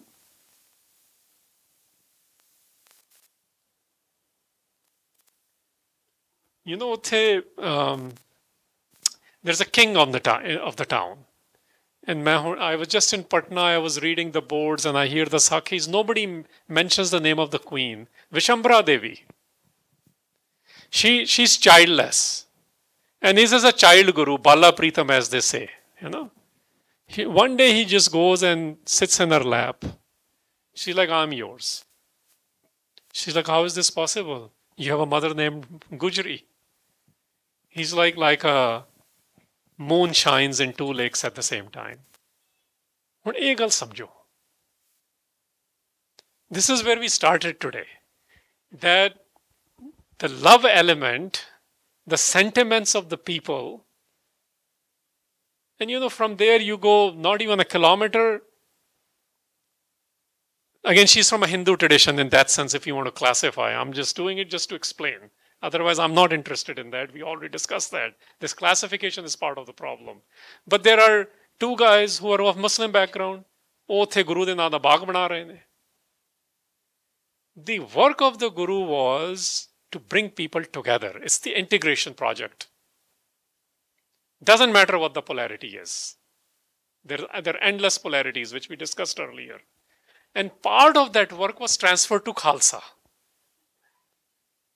And if the Khalsa, those who claim to be or wanting to join that, which has been disrupted very seriously, we were the scholar poets. You know, and I'm going to quickly come to that now. If you look at the legacy of the gurus, people who fought the battles were scholars and musicians. The world had never seen that a scribe and a theologian and a mediator can fight like that. That's Baba Deep Singh. Those of you know the name. And they're like, you know, like today you'll say, God damn it, man, this guy can fight. I thought he was just a scholar. 100 years ago, when there's a protest in the British at the Jetto Morcha, the number one ragi or musician, instrumentalist, a vocalist, is sitting at the protest and doing that shabad by Jwala Singh. Those of you know the name, you know, one of the major ragis of the time. Today we are losing those things. Today we are only performing. So I think the path forward has always been about understand peoples and issues and emotions, treat them at that level, and one is not able to if one is not connected themselves. So when I'm disconnected, I'm going to give disconnected responses. I'm going to give harsh responses. But when you're connected, you will do it in love, and some places you exercise tough love. Still love. So path is only that for the all humanity. And Guru Gobind Singh doubled down on that. This is why when he says the only way is to do it in love, it cannot be in any other way. Polarity took place in the last 20 minutes. All the questions were for men. Yeah. Why? Because men are constantly occupying these spaces, and look, two of us also. That's a good one. Simran says we are not so lost. No, but last 2-3 minutes, Yes. if any lady would like to ask or or comment or And I make would an also like observation. those who don't self-identify as Sikhs, please ask more. Because this is about all of us. And Sikhs should not hog up all the time.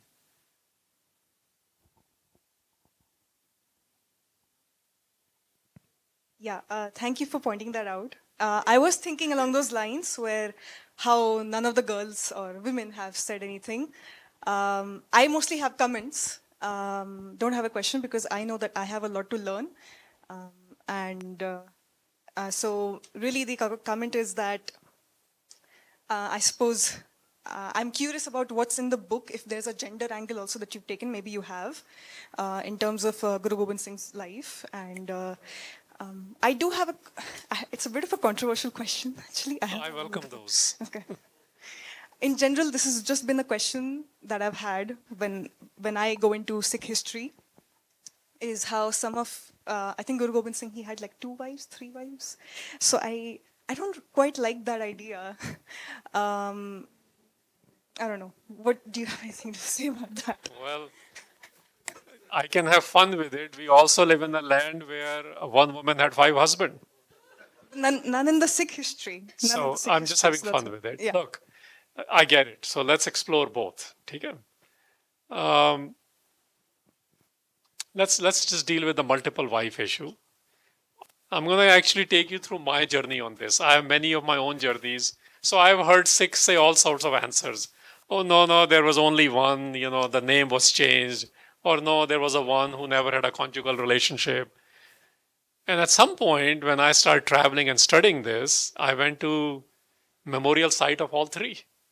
So I'm like, tinta sige. So, and then I checked some secondary text and some stuff which is written in an encyclopedic way. They all give their references. So the preachers they didn't have an answer, so they made up answer. This is why preaching has never been a Sikh tradition. I actually am going to double down on that word. Pracharak word, prachar is the word used these days. And ਆਪਾਂ ਥੋੜੀ politics se bhi ਗੱਲ ਕਰ ਰਹੇ ਸੀ. Pracharak means propagandist. I'm into education. So we can work with it or we can say we don't know. So when I started looking into that, what I discovered is many things don't sit well with us. Because we are in an operating ecosystem of 2026 now.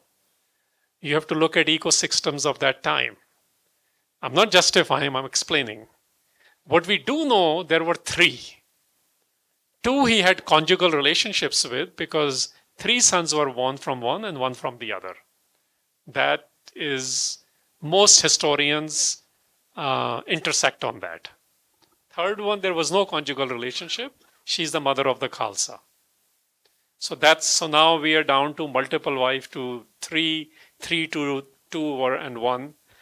My grandfather's generation, they used to have 2 wives. This is a fact even 100 plus years ago. A pretty common gal si. So ethics, if I may say it like this, ethical codes are constantly changing in society. And this has to do with that. There were many things. Now, Can one do justice or not? Those are the kind of questions I also have. What kind of relationship they had, two of them and three of them, I also explore those. But this is all I know right now. That's it. There is an injunction in the legal systems. When there's a codification which happened in societies, then many societies adopted one man, one woman. But there's man, woman, woman too. आजकल वो भी debate चल रही है ना. So एक चलती रहनी है. The boundaries shift based on the ecosystems you're in. And I think we must respect any one of them. Who am I to say कि ये वाली marriage है ते नहीं है? So ठीक है, there are legal codes, but legal codes are based on what? They're always based on exclusions. This is what law means, what is not allowed yet. And I'm a guy who says, yeah, it's not allowed yet, so let's fight that. That's what we call rights battles, right? So this is what Guru did. Guru had actually disrupted this world. And I want to mention Guru Gobind Singh. One thing in this regard, people talk about protocols. Sikhs are also confused about protocols, as I understand it. He only did one major injunction of this nature. And that every Sikh and every Indian needs to know. Because that injunction is still not being followed. Kudi maar naal roti beti di saanj nahi karni. Daughter killers, whether it's the infanticide from the modern techniques or the older ways, he's like, even they are not condemned, by the way, because Guru doesn't condemn anyone. We all have access to get connected at some point if we choose to. He says, but people who are actually killing their daughters. By the way, Guru Nanak's clan was known to kill their daughters. So look at how they're tackling everything. They're not nepotistic in that sense. They're actually questioning them. One injunction he did, and he only said, Roti beti di sanj in Punjabi colloquialism means don't party with them and develop relativeness there, like relations. That's it. Even then you have to dialogue to change behaviors. So I would say we should stick to some basic protocol, which is very clear, which are sensible. The rest is between the practice, is between, actually, I don't even say practitioner. It is between the lover and the beloved. Because in Guru Granth Sahib it says, in love there are no rules. Jalon aisi reet jit mein pyara visra. Burn away that custom which makes you take you away from your beloved. So Guru Gobind Singh is dealing with that, and our rest of the gurus. मैं थोड़ा लंबा करता क्योंकि women वाला part में होर ना लेना चाहता सी. And वो मैं लेके भी आया, and I want to mention to you when Guru Gobind Singh leaves this earth, those three women we talked about, for next 30 years they played a prominent role in the survivals and the Sarbat Khalsas, which is a collective decision making in the Singh Path. And they are not just being talked about. And in Delhi, where the power center at the time was, and how do you survive the onslaughts and exterminations. And one of them trained the next leader of the Sikhs, who I referenced earlier in 1765 when Sikhs captured Lahore, was trained by one of the wives of the Gurus. His name is Jassa Singh Ahluwalia. Okay. One more lady from this side.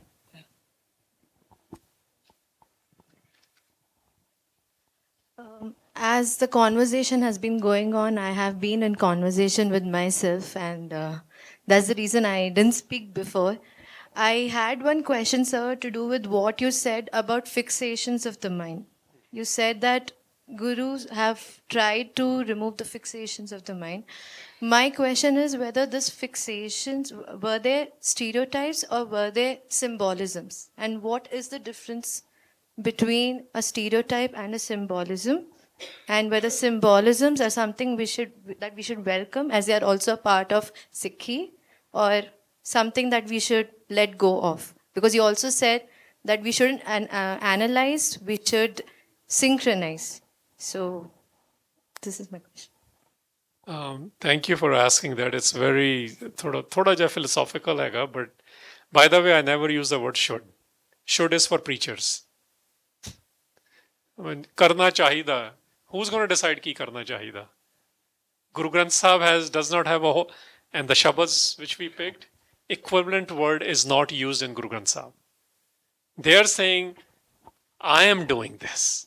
95% of the Shabads are in first person. Let me invoke the first Shabad selected here to answer this a little bit. It's talking about sannyas. And Guru Gobind Singh says, Re man aso kar sannyasa. He's saying, talking to his mind. He's not saying you do this, which is imperative. Shoulds are imperatives. You're ordering someone to do it. You see, the approach is completely different. So so mind is what Bani talks about. What kind of thought process needs to be in the mind? And neurological signals are sent from brain.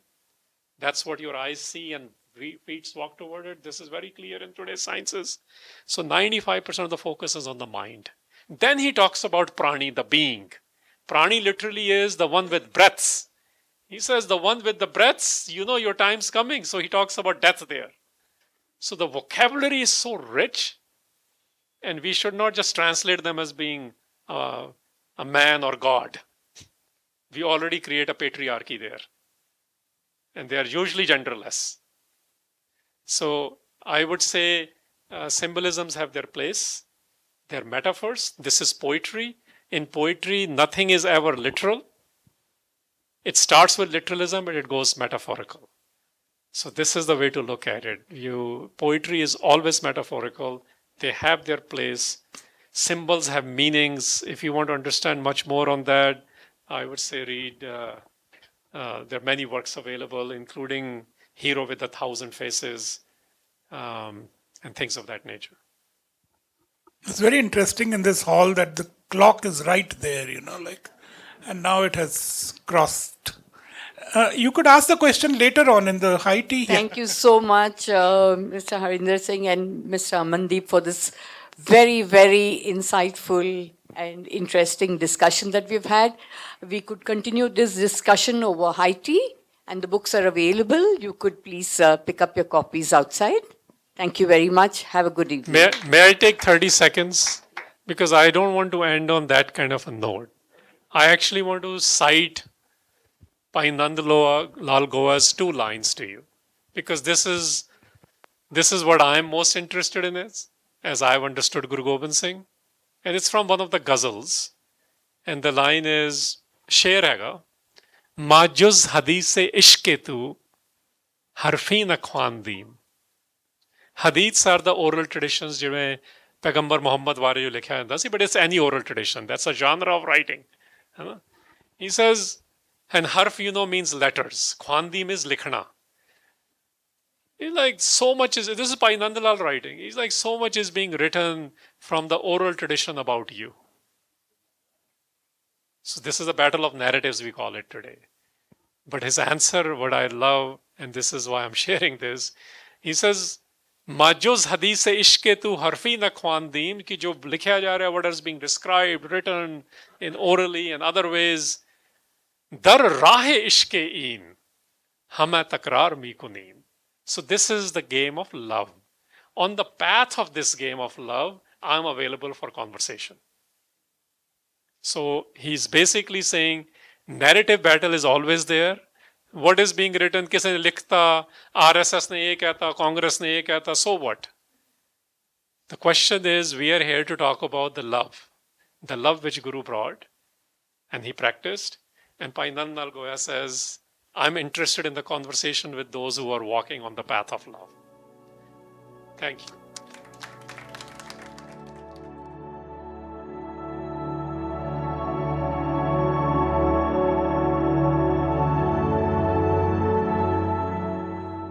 Guru Gobind Singh Sahib, Life, Vision, and Wisdom, is a landmark work blending literary craft, historical insight, visual storytelling, and spiritual depth centered on the 10 luminous compositions of Sabad Hazare that reveal the Guru's timeless vision.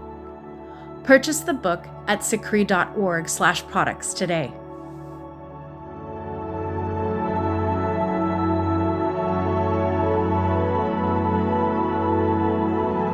You are listening to Sikhcast by Sikh Research Institute, illuminating every path.